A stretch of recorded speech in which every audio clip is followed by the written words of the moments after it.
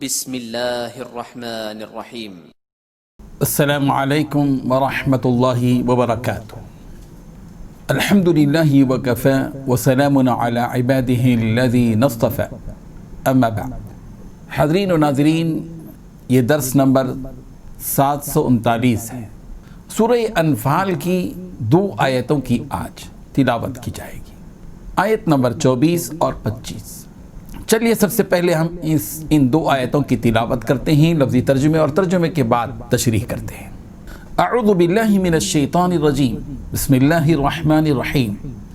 یا ایہا الذین آمنوا استجیبوا للہ وللرسول اذا دعاکم لما یحییکم واعلموا ان اللہ یحول بین المرء وقلبہ وانہ الیہ تحشرون واتقوا فتنة لا تصيبن الذين ظلموا منكم خاصة واعلموا ان اللہ شدید العقاب۔ صدق اللہ العظیم۔ یا ایہا الذین، اے وہ لوگو جو آمنو ایمان لائے ہو، استجیبو تم کہنا مانو، للہ اللہ کا، وللرسول اور اس کے رسول کا، اذا جب دعاکم وہ تمہیں بلائیں، لما اس امر کی طرف جو یحییکم تمہیں زندگی بخشتا ہے، وَاعْلَمُوا اور تم جان لو، ان اللہ بے شک اللہ، یحول حائل ہو جاتا ہے، بین المرء وقلبی بندے اور اس کے دل کے درمیان، وَأَنَّهُ إِلَيْهِ اور بلا شبہ اسی کی طرف، تحشرون تم اکھٹے کیے جاؤ گے، وَاتَّقُوا اور تم ڈرو، فتنةً اس فتنے سے جو لا تصیبن نہیں پہنچے گا صرف الذین انہی لوگوں کو جنہوں نے ظلم و ظلم کیا، منکم تم میں سے، خاصہ خاص طور پر، وَاعْلَمُوا اور تم جان لو کہ ان اللہ بے شک اللہ شدید العقاب سخت سزا دینے والا ہے۔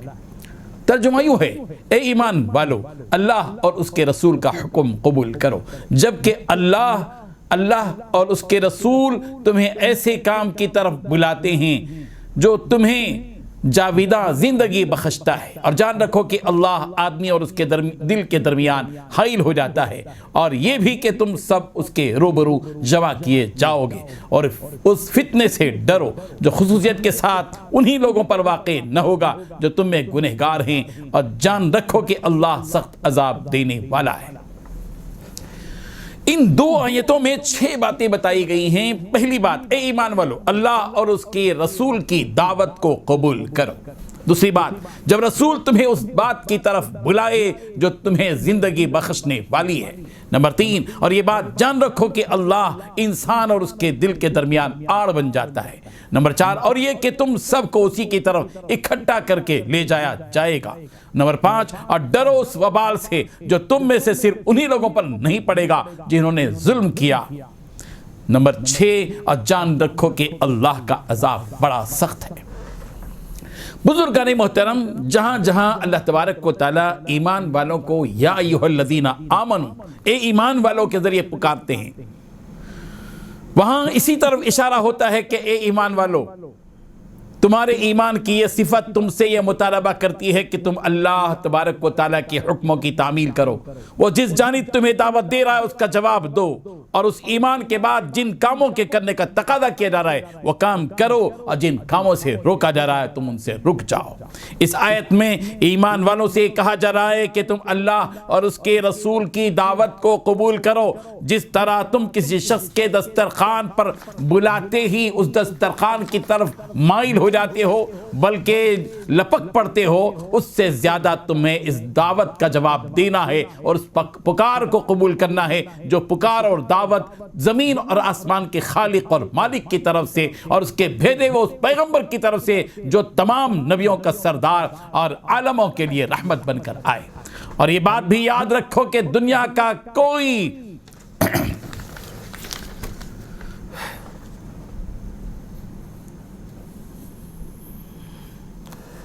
اور یہ بات یاد رکھو کہ دنیا کا کوئی حقیر انسان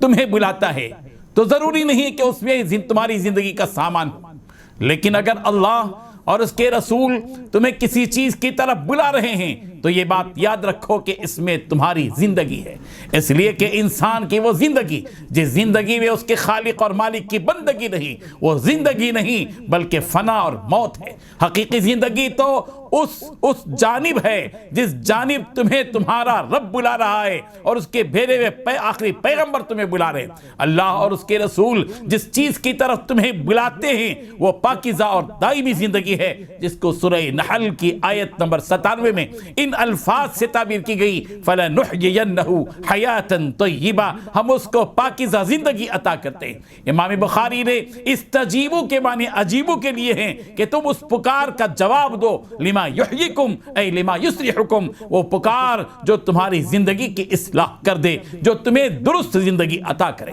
اصل زندگی جس کو زندگی کہا جا سکتا ہے وہ زندگی ہے جس زندگی میں ایمان بھی ہو اور اعمال صالحہ بھی ہوں۔ وہ زندگی جس زندگی میں ایمان نہیں ہے بلکہ کفر اور شرک سے لبریز زندگی ہے، اس زندگی کو زندگی سے تعبیر نہیں کیا جا سکتا بلکہ اس کو موت سے تعبیر کیا جا سکتا ہے، اس کو زندگی کا نام نہیں دیا جا سکتا۔ سورہ عنکبوت میں اللہ تبارک و تعالی نے اس کی حقیقت کو بیان کیا وَإِنَّ الدَّارَ الْآخِرَةَ لَهِيَ الْحَيَوَانِ، بے شک آخرت کا گھر ہی اصل زندگی ہے، اصل زندگی ہے، اور جس زندگی میں کفر ہے وہ تو مردہ ہے۔ اسی لیے رسول رحمت صلی اللہ علیہ وسلم نے ارشاد فرمایا، مثل الذی یذکر ربہ والذی لا یذکر مثل الحی والمیت، بخاری کی روایت ہے، اس شخص کی مثال جو اللہ تعالیٰ کو یاد کرتا ہے اور جو اس کی یاد نہیں کرتا، مردہ اور زندہ کسی ہے، یعنی جو اللہ تعالیٰ کو یاد کرتا ہے وہ زندہ ہے اور جو اللہ تبارک و تعالیٰ کی یاد سے غافل ہے وہ مردہ ہے۔ اور اللہ تبارک و تعالیٰ نے جو فرمایا وَاعْلَمُوا أَنَّ اللَّهَ يَحُولُ بَيْنَ الْمَرْءِ وَقَلْبِهِ، جان لو کہ اللہ تعالیٰ حائل ہو جاتا ہے آدمی کے اور اس کے دل کے درمیان۔ اس کا مطلب یہ ہے کہ اللہ تعالیٰ بندے کے دل سے بھی زیادہ قریب ہے، جیسے کہ اللہ تبارک و تعالیٰ نے فرمایا وَنَحْنُ أَقْرَبُ إِلَيْهِ مِنْ حَبْلِ الْوَرِيدِ، ہم اس کی شہرک سے بھی زیادہ قریب ہیں۔ آدمی اور آدمی کے دل کے درمیان اللہ تبارک و تعالیٰ ہیں۔ بعض مفسرین نے اس کا یہ مطلب بھی بیان کیا ہے کہ بندوں کے دل اللہ تبارک و تعالیٰ کے قبضے قدرت میں ہیں، وہ جسے چاہتا ہے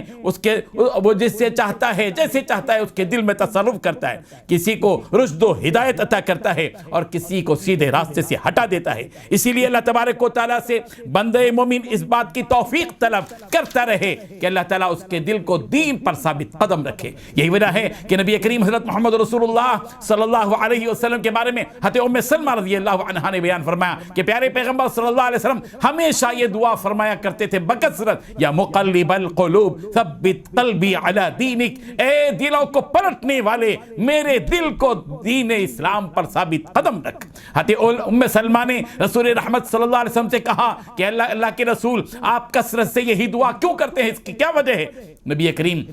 صلی اللہ علیہ وسلم نے فرمایا کوئی شخص ایسا نہیں جس کا دل اللہ کے قبضے قدرت میں نہ ہو، جسے چاہے ہدایت پر قائم رکھے اور جسے چاہے ہٹا دے۔ اور یہ بات بھی بندہ مومن کے ذہن پر سوار رہے کہ اس کو اپنے رب کی طرف لوٹ کر جانا ہے اور اسی رب ذوالجلال کی طرف ساری انسانیت کو جمع کیا جائے گا، وَأَنَّهُ إِلَيْهِ تُحْشَرُونَ، تم سب کو اسی کی طرف جمع کیا جائے گا۔ آخرت کا استحضار ہمیشہ بندہ مومن کے ذہن میں رہے کہ دنیا میں ہمیشہ اسے نہیں رہنا ہے بلکہ اس کو اپنے رب کی طرف لوٹ کر جانا ہے جہاں ساری انسانیت کو جمع کیا جائے گا اور ان کے اچھے اور برے اعمال کی جزا اور سزا دی جائے گی۔ پھر یہ بات کہی گئی کہ تم ایسے فتنے سے بچو جو خاص کر انہی لوگوں پر واقع نہ ہوگا جو تم میں سے گناہوں کے مرتکب ہوئے بلکہ گناہوں میں مبتلا ہونے کی وجہ سے جو فتنہ یا عذاب اور وبال آتا ہے وہ صرف انہی لوگوں تک محدود نہیں رہتا جنہوں نے گناہ کیا بلکہ دوسرے لوگ بھی اس میں مبتلا ہوتے ہیں۔ اس کا واضح مطلب یہ ہے کہ جب لوگ بھلائی کا حکم دینے اور برائی